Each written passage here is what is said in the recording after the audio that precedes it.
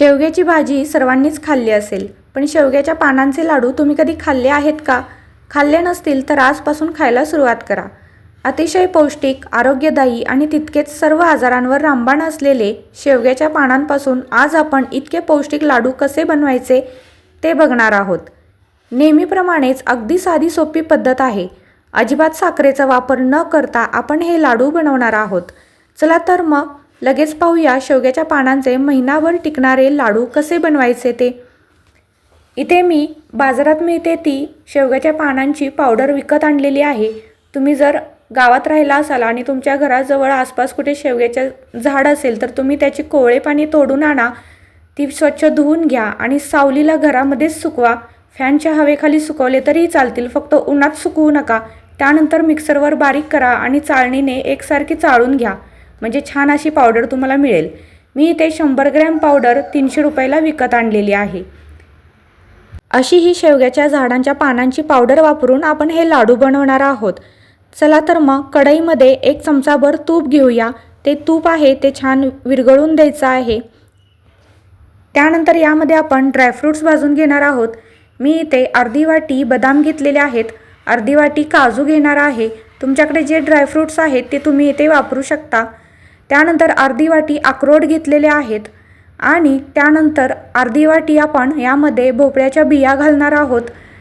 आता यामध्ये अर्धी वाटी एवढं मगज बी घालून घ्यायचं आहे आणि व्यवस्थित तुपामध्ये हे सर्व ड्रायफ्रूट्स भाजून घ्यायचे आहेत. याचा छान कलर बदलेपर्यंत आपण लो फ्लेमवरतीच हे सर्व ड्रायफ्रूट्स भाजून घेणार आहोत. आता यामध्ये मी अर्धी वाटी भाजकी डाळ जी असते ती घालते आहे. तुम्ही याऐवजी फुटाणे जे असतात ते घातले तरीही चालतील. व्यवस्थित भाजून घ्यायचं आहे. भाजून झाल्यानंतर कढईतून आपण काढून घेऊया. आता त्याच कढईमध्ये मी अर्धी वाटी पांढरे तीळ घातलेले आहेत. पांढरे तीळही आपण लो फ्लेमवरतीच भाजून घेणार आहोत. छान चटचट उडेपर्यंत भाजायचे आहेत. आता या तिळामध्येच 1 वाटी एवढं किसून घेतलेलं सुकं खोबरं मी घालत आहे आणि तेही याबरोबर भाजून घेत आहे. कलर बदलेपर्यंत छान असं खरपूस होईपर्यंत लो फ्लेमवरती हे दोन्ही पण आपण भाजून घ्यायचेत. त्यानंतर यामध्ये 1 चमचाभर तूप घ्यायचं आहे आणि या तुपामध्ये आपण अर्धी वाटी एवढी ही पावडर जी आहे शेवग्याच्या पानांची ती घेतो आहे. साधारण 4 ते 5 चमचे ही पावडर आहे. व्यवस्थित मिक्स करायचे तुपामध्ये आणि लो फ्लेमवरतीच 2च मिनटं फक्त भाजून घेणार आहोत, नाहीतर लगेच करपली जाते आणि याचा वासही वेगळा यायला सुरुवात होते. अगदी 2 मिनटं लो फ्लेमवरती ही व्यवस्थित तुपामध्ये भाजून घ्यायची आहे. त्यानंतर या पावडरमध्येच आपण 1 ते 1.5 वाटी एवढं गव्हाचं पीठ घालून घेतोय. गव्हाचं पीठही व्यवस्थित या शेवग्याच्या पानांची जी पावडर आहे त्याबरोबर आपण भाजून घेणार आहोत. गव्हाचं पीठ भाजत असताना लागेल तसं मध्ये मध्ये आपण चमचाभर असं तूप घालणार आहोत. हे लाडू बनवताना आपल्याला कमीत कमी अर्धी ते पाऊण वाटी एवढं तूप आपल्याला लागेल. त्यानुसार आपण इथे तूप वापरणार आहोत. सगळं तूप एकदम घेणार नाही आहोत. सुरुवातीला ड्रायफ्रूट भाजताना, त्यानंतर लागेल असं गव्हाचं पीठ भाजताना आपण तूप घ्यायचं आहे. आता शेवग्याच्या पानांचा आपल्या शरीराला काय फायदा होतो ते पाहूयात. गॅसची फ्लेम मी लोच ठेवलेली आहे आणि लो फ्लेमवरतीच आपण हे सर्व इथे लागेल असं तूप घेऊन भाजून घेणार आहोत. सर्वप्रथम रक्तातलं हिमोग्लोबिन जे आहे ते वाढायला मदत होते. शेवग्याच्या पानात लोह खूप जास्त असते, त्यामुळे हिमोग्लोबिन वाढतं.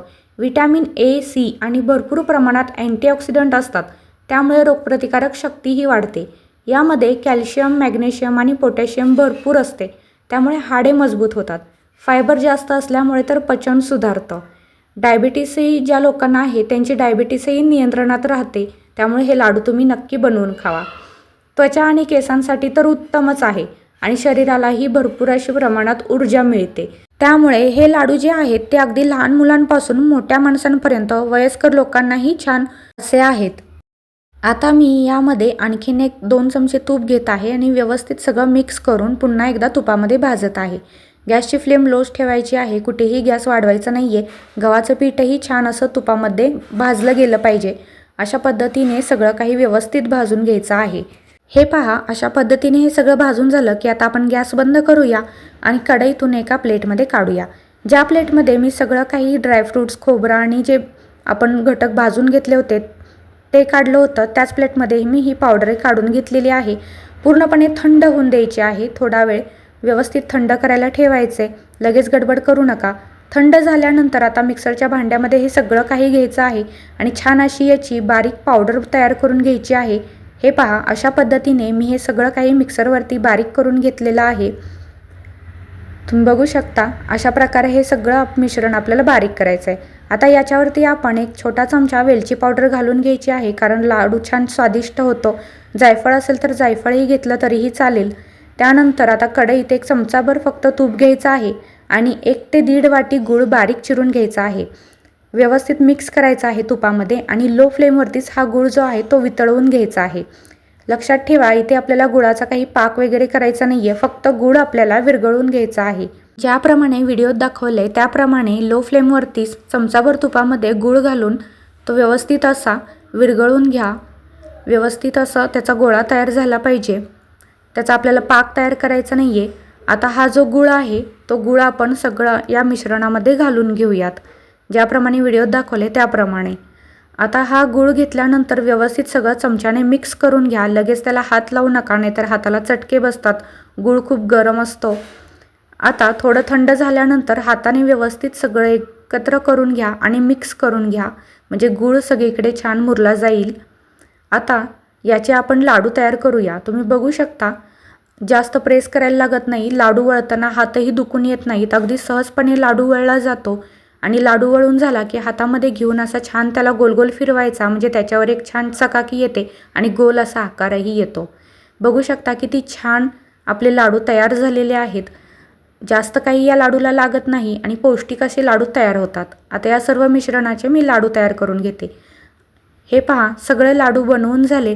आपण घेतलेल्या प्रमाणामध्ये इथे 22 ते 25 लाडू तयार होतात। मीडियम साईजचे तुम्ही लाडू बनवा आणि महिनाभरही टिकले जातात, खराब होत नाहीत। लहान मुलांपासून वयस्कर लोकही खाऊ शकतील इतके छान पौष्टिक आणि भरपूर अशा आजारांवरती रामबाण उपाय असलेले हे लाडू तयार झालेले आहेत। तर असे म्हणतात आपल्याला पोषक आणि चविष्ट शेवग्याच्या पानांचे लाडू। खास बाब म्हणजे मी हे लाडू साखर न वापरता गूळ घालून केलेले आहेत, म्हणजे चवही छान आणि आरोग्याचंही भान।